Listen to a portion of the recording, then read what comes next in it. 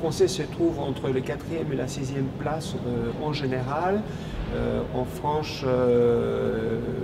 concurrence avec en particulier l'espagnol, avec l'allemand, avec l'arabe, avec d'autres langues, bien sûr toutes en retrait par rapport à l'anglais, forcément. Nos études se concentrent sur la mise en commun des différents sondages statistiques sur différents espaces. Par exemple, Facebook, Twitter, LinkedIn.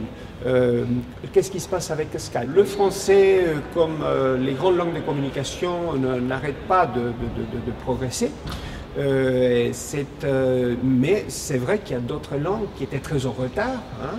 Par exemple, je vous parlais de l'indonésien, du turc, langue très peu présente auparavant dans l'Internet. Et alors forcément, en progression percentuelle, vous avez une progression beaucoup plus nette des langues comme l'indonésien, comme le hindi, le bengali, des langues qui n'étaient pas présentes. Le grand avantage du français, ainsi que de l'allemand, de l'anglais, de l'espagnol ou toutes les grandes langues de communication, c'est toute cette base de littérature préexistante au cyberespace. Alors, le fait que ces grandes cultures aient produit beaucoup de littérature auparavant et qu'on digitalise tous ces livres, on numérise tout cet ensemble de littérature, fait que il y a une grande présence, une grande dynamique de l'ensemble de ces langues, n'est-ce pas? Mais par contre, le phénomène que nous constatons aujourd'hui, c'est que les langues qui n'avaient pas une littérature préexistante, comme il y a les réseaux sociaux, la quantité d'expression dans ces langues augmente de manière, on va dire, plus importante pour ces langues que pour le français, l'espagnol, l'allemand, etc.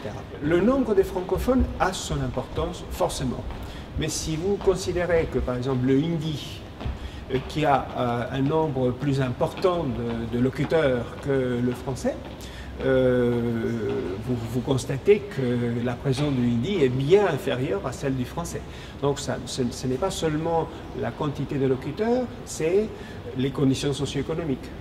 C'est l'alphabétisation numérique, c'est-à-dire comment les gens ont été alphabétisés avec l'outil ordinateur.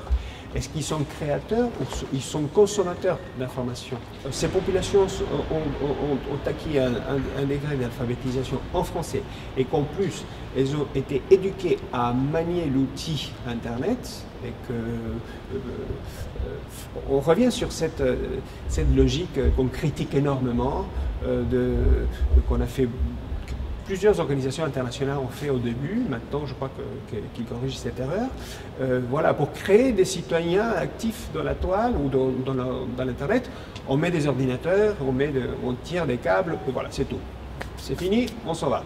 La réalité, c'est que quand on fait ça, qu'est-ce qu'on fait? On fait le chat, on fait des jeux, on achète sur eBay, sur Amazon, etc. On ne devient pas producteur. Dans la mesure où on applique des politiques effectivement d'infrastructures, oui, mais aussi d'alphabétisation au numérique, on crée des citoyens qui vont créer de l'information. Enfin, on va former des citoyens qui vont créer de l'information. Et de ce fait, il y aura plus de Français si ces citoyens ont été alphabétisés en français. Le français restera, à mon avis, pendant très longtemps parmi les 4, 5, 6 langues premières de la galaxie. Il y a d'autres langues qui vont perdre du terrain. C'est le cas de l'allemand, qui n'a pas une base comme l'Afrique, comme la France a avec l'Afrique. C'est le cas du japonais aussi, qui était parmi les premières langues. Ils vont plutôt trouver des concurrents dans des langues comme le bengali, comme l'indonésien, tandis que le français va rester dans le cadre surtout en concurrence avec l'arabe qui va aussi progresser, qui progresse aussi, avec l'espagnol, avec le chinois forcément, etc.